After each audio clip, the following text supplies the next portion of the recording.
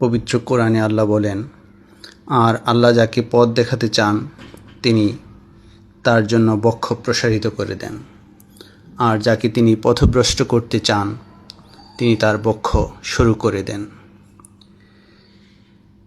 শুধু মানুষ না, জগতের যত সৃষ্টি আছে সব কিছুরই আল্লাহ একটি বক্ষ দিয়ে দিয়েছেন, যেই বক্ষে থাকে তার হৃদয় বা কাল্ব। এই যে জগৎ এবং এর সব কিছু মানুষের প্রতিমূর্তি অনুসারে সৃষ্টি করা হয়েছে, আর মানুষকে সৃষ্টি করা হয়েছে স্রষ্টার নিজের রূপে, এবং স্রষ্টা তাদের একটি করে কাল্ব দিয়ে দিয়েছেন। কাল্ব তার বক্ষের অভ্যন্তরে থাকে। তো এই কাল্ব এতটাই গুরুত্বপূর্ণ যে এই কাল্বের মাধ্যমেই নির্ধারিত হয় প্রত্যেকটি সত্তা বা ব্যক্তি স্রষ্টার সাথে কীভাবে যোগাযোগ করবে। স্রষ্টার সাথে তার যোগাযোগের ধরনটা নির্ধারিত হয় এই কাল্বের মাধ্যমে।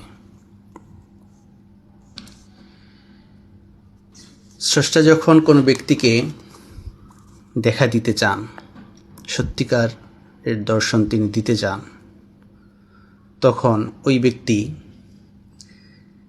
ওই ব্যক্তিকে যেই সব জিনিস দিয়ে সৃষ্টি করা হয়েছে, অর্থাৎ তার সৃষ্টির যে কার্যকারণ, সেই কার্যকারণের দিকে ওই ব্যক্তি তাকানো বন্ধ করে দেন। ওই ব্যক্তি তখন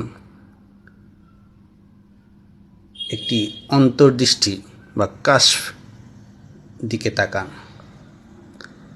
সে এই কাশফ বা অন্তর্দৃষ্টি বা যেই বিশেষ দৃষ্টিভঙ্গি, যেটি স্রষ্টা এবং তার মধ্যে উভয়ের মধ্যে আছে, সেই দিকে তাকান, এবং স্রষ্টা তার বক্ষ থেকে বের হয়ে যান, যেন স্রষ্টা তাকেই দেখতে পারেন। অর্থাৎ ব্যক্তি যদি তার নিজের কারণগুলোর ঊর্ধ্বে উঠে যায়, তখন সে অন্তর্দৃষ্টির মাধ্যমে কারণের উপরে যা আছে তা তিনি দেখতে পান। আমরা সাধারণত সময়ের বুকে বন্দী থাকি, কারণ সময়েরও একটি বক্ষ রয়েছে। আর অবিশ্বাসীরা, যারা স্রষ্টায় বিশ্বাস করে না, সেই অবিশ্বাসীরা এবং তাদের যেই বিশ্বাস,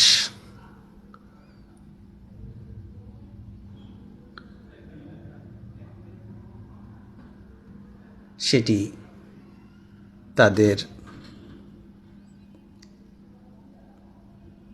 বক্ষে, অর্থাৎ কার্যকারণের মধ্যেই বন্দী থাকে, অর্থাৎ তারা শুধু কার্যকারণের দিকেই তাকায়।